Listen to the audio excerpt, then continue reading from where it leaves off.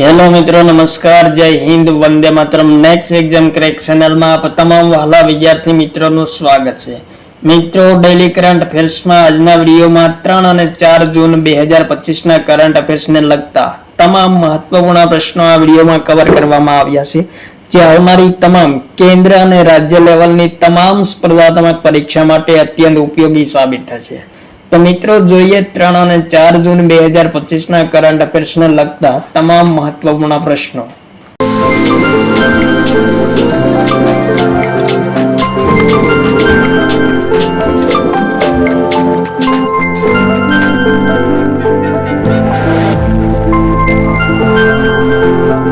પ્રશ્ન number 1.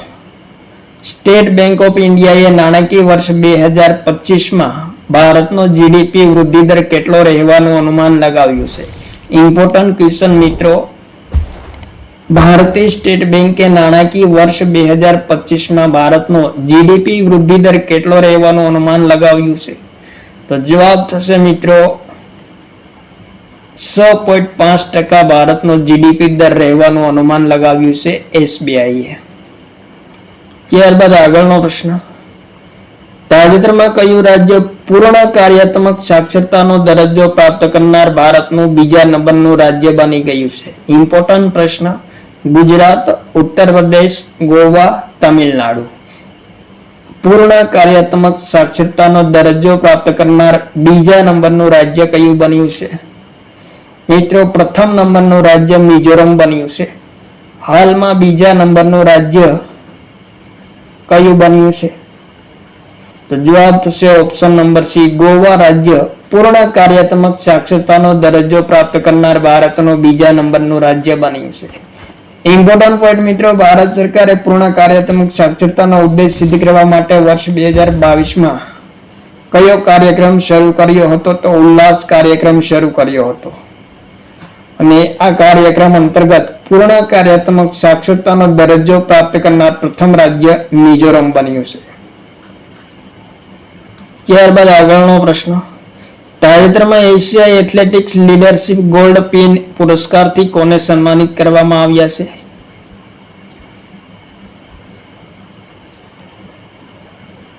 Important question મિત્રો, Asia athletics leadership gold pin પુરસ્કારથી કોને સન્માનિત કરવામાં આવ્યા છે તાજેતરમાં? તો જવાબ થશે ઓપ્શન નંબર સી, એડિલ સુમારીવાલાને સન્માનિત કરવામાં આવ્યા છે Asia athletics leadership gold pin પુરસ્કારથી. ત્યારબાદ આગળનો પ્રશ્ન. તાજેતરમાં કાનપુરમાં ઘાટમપુર તાપ વિદ્યુત પરિયોજનાનું ઉદ્ઘાટન કોણે કર્યું છે? યોગી આદિત્યનાથ, અમિત શાહ, આનંદીબેન પટેલ, નરેન્દ્ર મોદી. ઇમ્પોર્ટન્ટ પ્રશ્ન મિત્રો, ઉત્તર પ્રદેશના કાનપુરમાં ઘાટમપુર તાપ વિદ્યુત પરિયોજનાનું ઉદ્ઘાટન કરવામાં આવ્યું છે. કોના દ્વારા કરવામાં આવ્યું છે?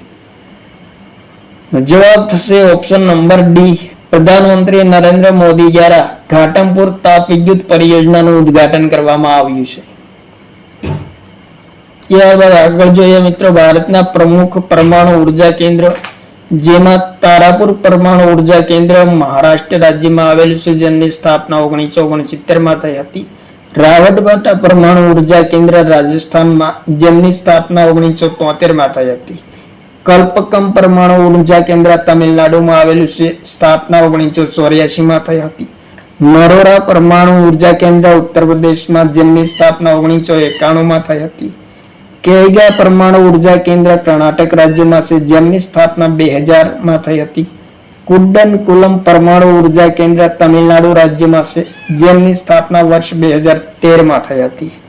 અને ઇમ્પોર્ટન્ટ પોઈન્ટ મિત્રો, ગોરખપુર પરમાણુ ઉર્જા કેન્દ્રનું હાલમાં હરિયાણા રાજ્યમાં નિર્માણ કાર્ય ચાલુ છે. ત્યારબાદ આગળનો પ્રશ્ન. તાજેતરમાં કાશ્મીર ઘાટીમાંથી પ્રથમ વખત ટ્રેન દ્વારા શેરી કયા મોકલવામાં આવી છે? નવી દિલ્હી, મુંબઈ, ભોપાલ, કોલકાતા.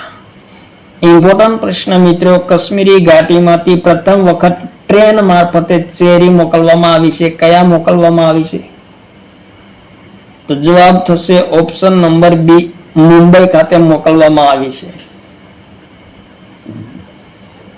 ત્યારબાદ આગળનો પ્રશ્ન, તાજેતરમાં વિશ્વ દૂધ દિવસ ક્યારે મનાવવામાં આવ્યો છે? 31 મે, 1 જૂન, 2 જૂન, 3 જૂન. ઇમ્પોર્ટન્ટ ક્વેશ્ચન મિત્રો. તો જવાબ થશે 1 જૂનના રોજ વિશ્વ દૂધ દિવસ મનાવવામાં આવે છે પ્રતિ વર્ષ. મિત્રો શરૂઆત કોણે કરી હતી? તો સંયુક્ત રાષ્ટ્ર ખાદ્ય અને કૃષિ સંગઠન દ્વારા વર્ષ 2001માં વિશ્વ દૂધ દિવસની શરૂઆત કરવામાં આવી હતી. 2025ની થીમ કઈ છે? તો let's celebrate the power of dairy એ 2025ની થીમ છે વિશ્વ દૂધ દિવસની. ઇમ્પોર્ટન્ટ પોઈન્ટ મિત્રો, ભારતમાં રાષ્ટ્રીય દૂધ દિવસ ક્યારે મનાવવામાં આવે છે? તો 24 નવેમ્બરના રોજ રાષ્ટ્રીય દૂધ દિવસ મનાવવામાં આવે છે. ત્યારબાદ આગળનો પ્રશ્ન. તાજેતરમાં ઇન્ટરપોલે આર્થિક ભાગેડુઓને ટ્રેક કરવા માટે સૌપ્રથમ કઈ નોટિસ જારી કરી છે? Red notice, black notice, silver notice, gold notice. મિત્રો ઇન્ટરપોલે આર્થિક ભાગીદારીઓને ટ્રેક કરવા માટે તાજેતરમાં એક નોટિસ જારી કરી છે. કઈ નોટિસ જારી કરી છે? તો જવાબ થશે option number C, silver notice જારી કરવામાં આવી છે ઇન્ટરપોલ દ્વારા. ત્યારબાદ આગળનો પ્રશ્ન. તાજેતરમાં ઓડી ઇન્ડિયાના નવા બ્રાન્ડ એમ્બેસેડર કોણ બન્યા છે? બજરંગ પુનિયા, વિરાટ કોહલી, નીરજ ચોપડા, રોહિત શર્મા.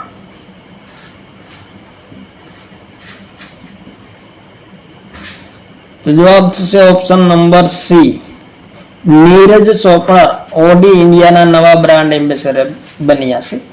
ઓડીની સ્થાપના ક્યારે થઈ હતી? 16 જુલાઈ 1909માં થઈ હતી. સ્થાપક કોણ છે? તો ઓગસ્ટ હોર્સ છે. મુખ્યાલય ગુરુગ્રામ હરિયાણા ખાતે આવેલ છે. ને ઇમ્પોર્ટન્ટ પોઈન્ટ, ભારતમાં ઓડીની શરૂઆત ક્યારે થઈ હતી? તો વર્ષ 2004માં થઈ હતી. ત્યારબાદ આગળનો પ્રશ્ન.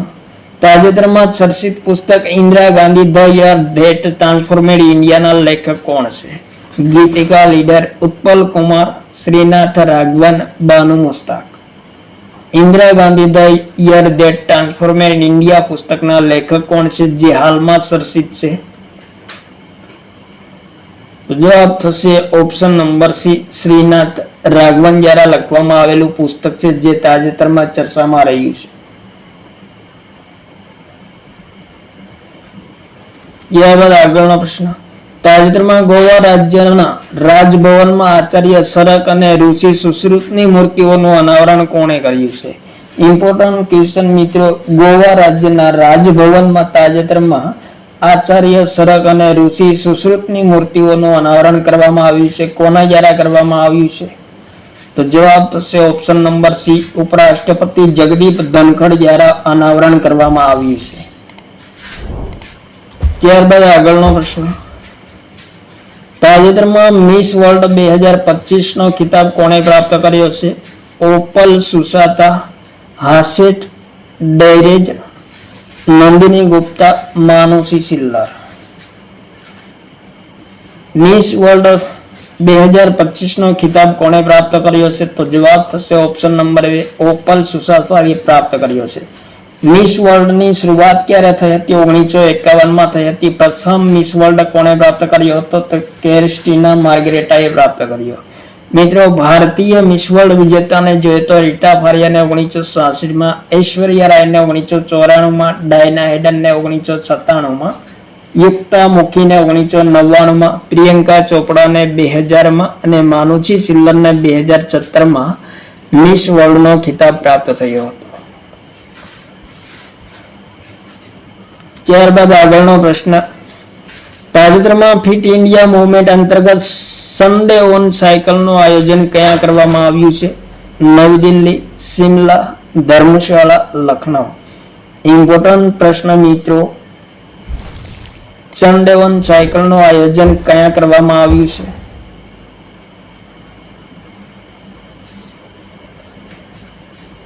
તો જવાબ થશે ઓપ્શન નંબર સી, ધર્મશાળા ખાતે સન્ડે ઓન સાયકલનું આયોજન કરવામાં આવ્યું છે.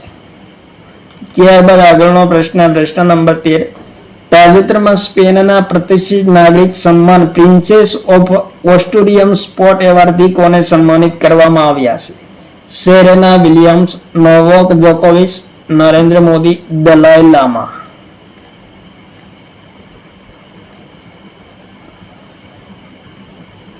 Princess of Australian Sport Award Spain દ્વારા આપવામાં આવે છે, જે સ્પેનનો પ્રતિષ્ઠિત નાગરિક સન્માન પુરસ્કાર છે. તાજેતરમાં કોને પ્રાપ્ત થયો છે? જવાબ થશે ઓપ્શન નંબર એ, સેરેના વિલિયમને પ્રાપ્ત થયો છે. ત્યારબાદ મિત્રો 2025ના પ્રમુખ પુરસ્કારો જોઈએ તો મોરિશિયસ નાગરિક સન્માન પુરસ્કાર પ્રધાનમંત્રી નરેન્દ્ર મોદીને પ્રાપ્ત થયો છે. ગોલ્ડન મર્કરી પુરસ્કાર દલાઈ લામાને પ્રાપ્ત થયો છે. મહારાષ્ટ્ર ભૂષણ પુરસ્કાર મૂર્તિકાર રામ સુતારને પ્રાપ્ત થયો છે. અગ્નિ સ્મૃતિ સન્માન પુરસ્કાર ઉદય પ્રકાશ રામનાથ ગોયનકા પુરસ્કાર મૃદુલિકા ઝાને પ્રાપ્ત થયો છે. ડિજિટલ પરિવર્તન પુરસ્કાર ભારતીય રિઝર્વ બેંકને પ્રાપ્ત થયો છે. રામસર પુરસ્કાર જયશ્રી વેંકટેશનને પ્રાપ્ત થયો છે અને નાઇટ ક્રોસ પુરસ્કાર વિજય શંકરને પ્રાપ્ત થયો છે. તો આ હતા મિત્રો 2025ના પ્રમુખ પુરસ્કારો, જે આવનારી સ્પર્ધાત્મક પરીક્ષા માટે અત્યંત ઉપયોગી સાબિત થશે. ત્યારબાદ આગળનો પ્રશ્ન નંબર 14. તાજેતરમાં મિશન કર્મયોગી અંતર્ગત ઇન્ટિગ્રેટેડ ગવર્મેન્ટ ઓનલાઈન ટ્રેનિંગમાં સર્વોચ્ચ સ્થાન કયા રાજ્ય પ્રાપ્ત કર્યું છે? ગુજરાત, બિહાર, ઉત્તર પ્રદેશ, મધ્યપ્રદેશ.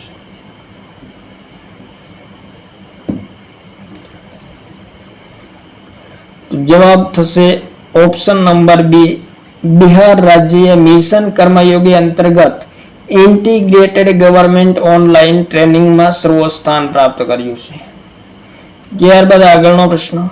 હૈદરાબાદમાં આયોજિત 72માં મિસ વર્લ્ડ ફેસ્ટિવલમાં હ્યુમેનિટેરિયન એવોર્ડ કોને પ્રાપ્ત થયો છે? અમિતાભ બચ્ચન, સોનુ સૂદ, અનુપમ ખેર, અક્ષય કુમાર. ઇમ્પોર્ટન્ટ પ્રશ્ન મિત્રો. 72માં મિસ વર્લ્ડ ફેસ્ટિવલનું આયોજન ક્યાં કરવામાં આવ્યું છે? તો હૈદરાબાદમાં કરવામાં આવ્યું છે, જેમાં હ્યુમેનિટેરિયન એવોર્ડ કોને પ્રાપ્ત થયો છે? જવાબ થશે ઓપ્શન નંબર બી, સોનુ સૂદને પ્રાપ્ત થયો છે.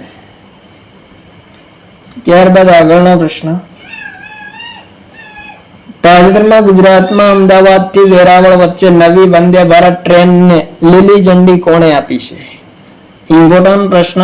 અમદાવાદથી વેરાવળ વચ્ચે નવી વંદે ભારત ટ્રેન શરૂ કરવામાં આવી છે. કોના દ્વારા શુભારંભ કરવામાં આવ્યો છે? જવાબ થશે ઓપ્શન નંબર એ, પ્રધાનમંત્રી નરેન્દ્ર મોદી દ્વારા અમદાવાદથી વેરાવળ વચ્ચે નવી વંદે ભારત ટ્રેનને લીલી ઝંડી આપવામાં આવી છે તાજેતરમાં. ત્યારબાદ આગળનો પ્રશ્ન. તાજેતરમાં સુપ્રીમ કોર્ટે કયા રાજ્યના મૂળભૂત અધિકાર અધિનિયમ 101A અનુસાર ત્રીજા બાળક માટે માતૃત્વ લાભને મંજૂરી આપી છે? ગુજરાત, તમિલનાડુ, કર્ણાટક, ઓડિશા. જવાબ થશે ઓપ્શન નંબર બી, તમિલનાડુમાં સુપ્રીમ કોર્ટે મૂળભૂત અધિકાર અધિનિયમ 101A અનુસાર ત્રીજા બાળક માટે માતૃત્વ લાભને મંજૂરી આપી છે. ત્યારબાદ આગળનો પ્રશ્ન. તાજેતરમાં અહિલ્યાબાઈ હોલકરની જયંતિ ક્યારે મનાવવામાં આવી છે? ઇમ્પોર્ટન્ટ પ્રશ્ન. તો જવાબ થશે 31 મેના રોજ અહિલ્યાબાઈ હોલકરની જયંતિ મનાવવામાં આવી છે. જન્મ ક્યારે થયો હતો? 31 મે 1725માં થયો હતો. મહારાષ્ટ્ર રાજ્યના અહમદનગરના ચોંડી ખાતે અહિલ્યાબાઈ હોલકરનો જન્મ થયો હતો. મિત્રો, માળવા રાજ્યના રાજ્યકર્તા હતા. 1767 થી 1795 દરમિયાન તેઓ માળવાના શાસક હતા. કાશી વિશ્વનાથ અને સોમનાથ મંદિરનો જીર્ણોદ્ધાર કરાવ્યો હતો અહિલ્યાબાઈ હોલકરે. એમનું ઉપનામ કયું હતું? તો લોકમાતા તરીકે ઓળખવામાં આવતા હતા અને અવસાન 13 ઓગસ્ટ 1795માં થયું હતું. ત્યારબાદ આગળનો પ્રશ્ન. તાજેતરમાં સંચાર મિત્ર યોજનાનો શુભારંભ કોણે કર્યો છે? ઇમ્પોર્ટન્ટ પ્રશ્ન. નરેન્દ્ર મોદી, જ્યોતિરાદિત્ય સિંધિયા, મનસુખ માંડવિયા, અમિત શાહ.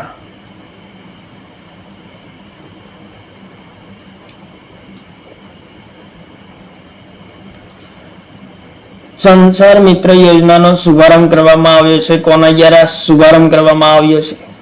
તો જવાબ થશે ઓપ્શન નંબર બી, કેન્દ્રીય મંત્રી જ્યોતિરાદિત્ય સિંધિયા દ્વારા સંચાર મિત્ર યોજનાનો શુભારંભ કરવામાં આવ્યો છે. ત્યારબાદ આગળનો પ્રશ્ન. તાજેતરમાં ભારતના પ્રથમ સેજ કેન્દ્રીય વિશેષ આર્થિક કેન્દ્રની સ્થાપના ક્યાં કરવામાં આવી છે? ગાંધીનગર, મુંબઈ, નવી દિલ્હી, નવા રાયપુર. ઇમ્પોર્ટન્ટ પ્રશ્ન મિત્રો, પ્રથમ સેજની સ્થાપના ક્યાં કરવામાં આવી છે? કેન્દ્રીય વિશેષ આર્થિક કેન્દ્રની. તો જવાબ થશે નવા રાયપુર ખાતે કેન્દ્રીય વિશેષ આર્થિક કેન્દ્રની સ્થાપના કરવામાં આવી છે, જે ભારતનું પ્રથમ કેન્દ્ર છે.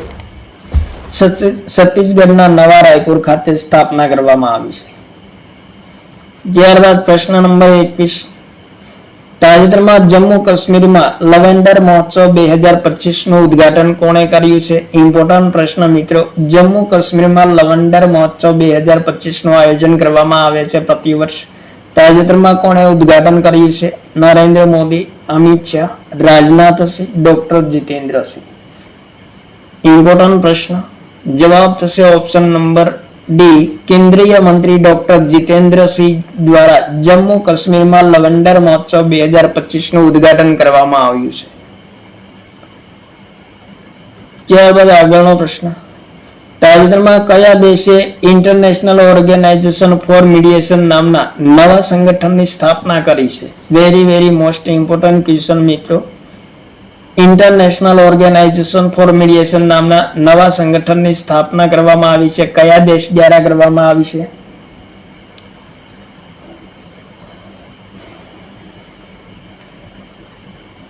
તો પ્રશ્ન નંબર 22 નો જવાબ થશે મિત્રો ઓપ્શન નંબર ડી, ચીન દ્વારા ઇન્ટરનેશનલ ઓર્ગેનાઇઝેશન ફોર મીડિયેશન નામના નવા સંગઠનની તાજેતરમાં સ્થાપના કરવામાં આવી છે. સ્થાપના 2025 એટલે કે તાજેતરમાં કરવામાં આવી છે અને મુખ્યાલય હોંગકોંગ ખાતે છે. મિત્રો સંસ્થાપક સભ્ય દેશો કેટલા છે? તો 33 સભ્ય દેશો દ્વારા ભાગીદારી તરીકે ઇન્ટરનેશનલ ઓર્ગેનાઇઝેશન ફોર મીડિયેશન નામના સંગઠનની સ્થાપના કરવામાં આવી છે. ત્યારબાદ પ્રશ્ન નંબર 23. તાજેતરમાં કયા રાજ્ય કે કેન્દ્ર શાસિત પ્રદેશના ત્રાલ વન્યજીવ અભયારણ્યને ઇકો સેન્સિટિવ ઝોન તરીકે ઘોષિત કર્યું છે? જમ્મુ કાશ્મીર, ઉત્તર પ્રદેશ, ઉત્તરાખંડ, લદ્દાખ.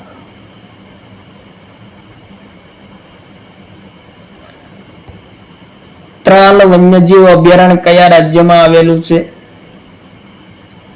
જેમને તાજેતરમાં ઇકો સેન્સિટિવ ઝોન તરીકે ઘોષિત કરવામાં આવ્યું છે?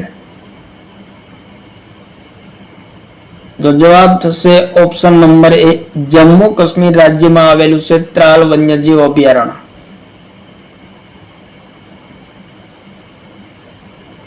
ત્યારબાદ આગળનો પ્રશ્ન, એશિયા એથ્લેટિક ચેમ્પિયનશિપ 2025 ભારતના શશિન યાદવે કયો મેડલ પ્રાપ્ત કર્યો છે?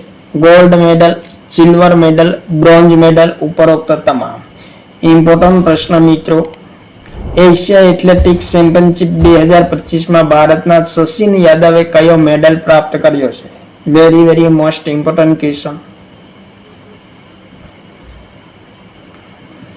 જવાબ થશે પ્રશ્ન નંબર 24 નો સાચો જવાબ થશે option number B, silver medal પ્રાપ્ત કર્યો છે શશિન યાદવે. તો આ હતા મિત્રો 3 અને 4 જૂન 2025 ના કરંટ અફેર્સને લગતા મહત્વપૂર્ણ પ્રશ્નો, જે આવનારી તમામ સ્પર્ધાત્મક પરીક્ષા માટે અત્યંત ઉપયોગી સાબિત થશે. થેન્ક યુ મિત્રો. જય હિન્દ, વંદે માતરમ. ફરી મળીશું નેક્સ્ટ વિડીયોમાં.